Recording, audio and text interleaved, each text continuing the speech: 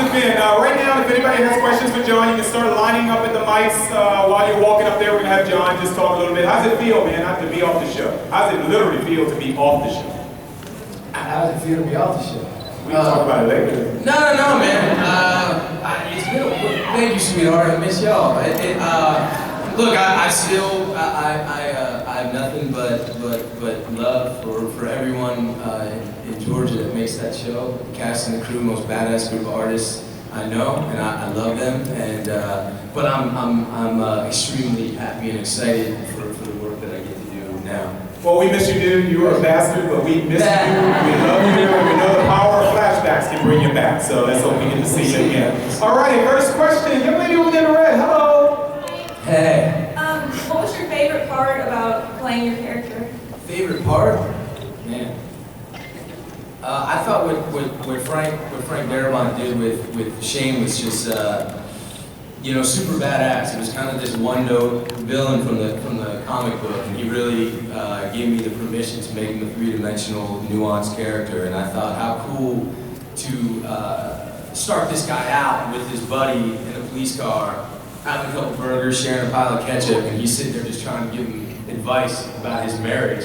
And then cut to, a season or two later, he slept with his wife and was trying to kill him. I just thought that arc was just so, badass. And they gave me the words to sort of make that honest, so yeah, it was a great honor to do that. And so I don't know if there was any real favorite part. I just really liked the journey that I care a lot about Shane. I care a lot about the journey that he went on and trying to make it as real as I could. Yeah, right on. Thanks. All right, very good. Young lady, you got a question? Hi, Jon. First of all, I just want to say I'm really excited for Wolf of Wall Street. Thank you. Me too. It's gonna be badass. Yeah. Martin Scorsese, y'all. Yeah. And also, so my friend just basically caught up on all of Walking Dead in 10 days. I was going to ask you, what do you think are the advantages and disadvantages to doing a marathon session of Walking Dead like that? Oh boy. Advantages and disadvantages. I mean, I guess it's kind of cool to wait and get it in doses, I guess. But I mean, I also think that commercials suck, and so I feel and I think Frank really set out when he was doing the show to make.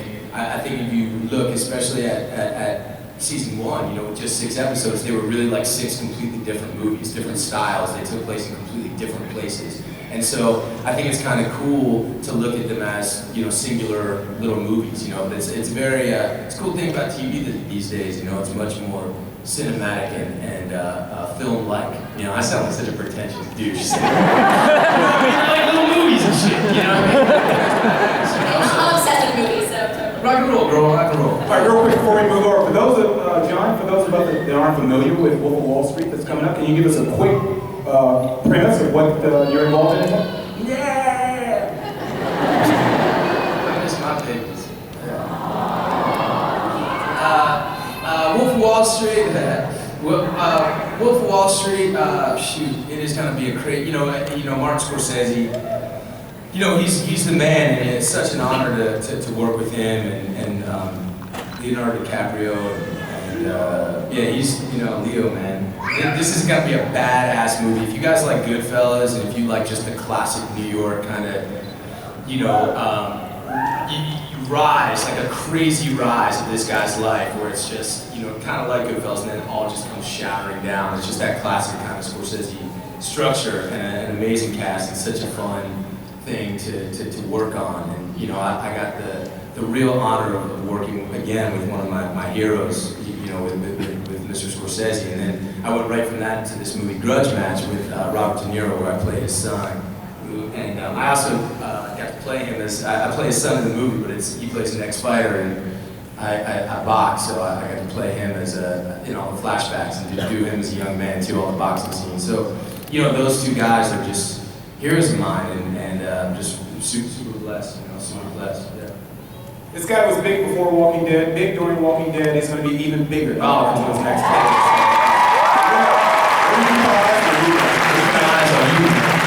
How you doing, buddy? Go for it. Hey, how are you, Jon? Hey, what's up?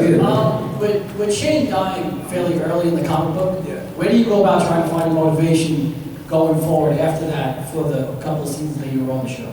Well, I'll be honest with you, and I know I don't want to get stabbed by a pencil. I know this is like a Comic Con, but I didn't really pay too much heed to the comic in that sense. You know, I read this script, this pilot script that blew my mind. I thought it was the best written pilot script I'd ever read, and it was the first year, you know, in my career where, you know, pilot season's kind of big for actors that are just kind of starting out when when the new shows are made, and. You know, I read this, and I actually got offered a couple other TV shows, and I would never suggest this to any actors starting out, but I turned those down because I needed to audition for The Walking Dead, because I read that, and it was so wonderful. Man, it's the longest answer to the simplest question, but point is I read this script, and I was just, this is so freaking badass, and it's Frank Darabont, and then it was AMC, and then it was, you know, I met this great cast, and it was just this wonderful, the thing just kept getting better and better and better. And then I heard it was based on a comic book, so I read the graphic novel, and my dude is like dead like that. Like by the time like one sandwich in, dude's dead, you know what I mean?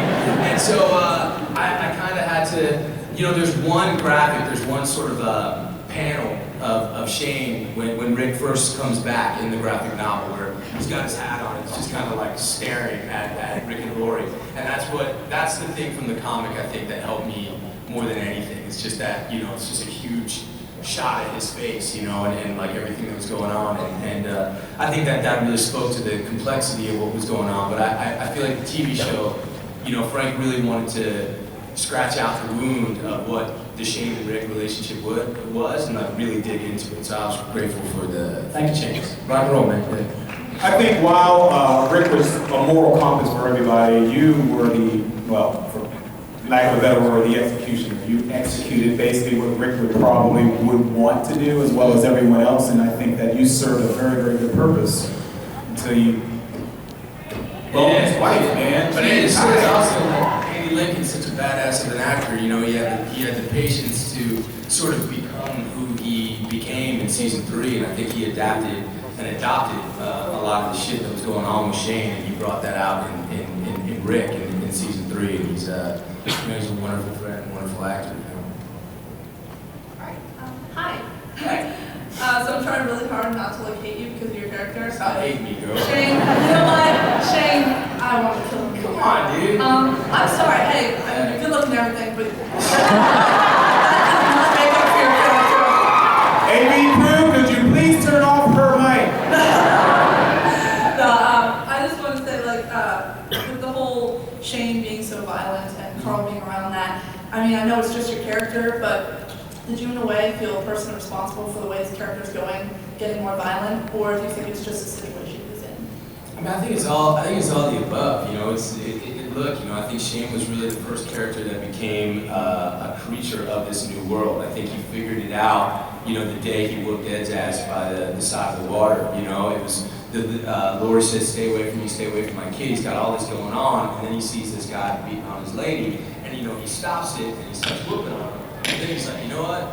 There's no laws here. I can do whatever I want. This kind of feels good, you know? And it's one of those things where, you know, I think he starts to discover, oh shit, this is there's no rules here. There is no law here. And I think he finds it again when he trains his gun on Rick when they're walking through the woods in season 1. He's like, wait a second, I can just do this right now. There's nobody to answer to. So I think Shane's the first one that kind of figured out that like you can't live in that kind of world with rules and like trying to do the right thing and all that. It's out the window.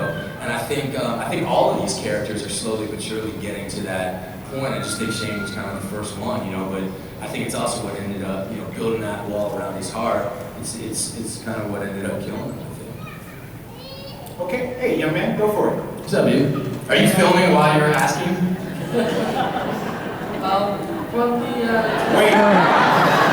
Wait, you know, that's cool, man. I love it. I just I would never be able to do those two things at once. I promise you, man. Yeah. Sir, you're not videotaping and asking a question at the same time, are you?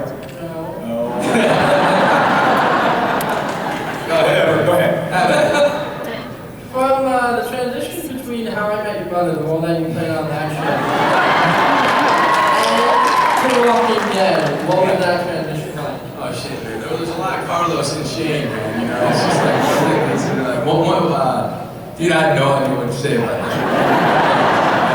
Yeah. I mean, the only thing is that, you know, back then, you know, I had hair down to here, and that's, you know, still when I look in the mirror, I'm like, who is this nerd? Because I can't believe I have such short, like, I'm just a long-haired dude. That's just always what I've been. And Frank, I remember in the auditions, we did the screen test, and we shot it, and Frank was, and I still have my long-ass hair. And Frank's like, that's great, we could have used that, except I would probably get killed by the Comic Society because I cast a beach pirate as Shane. Long-ass curly hair. So, yeah, man, Carlos has nothing to do with nothing, man. Yeah. Thank you very I much. appreciate the question, man. All right, you got my best side, right, dude? Yeah. We got you in our database. We know who you are.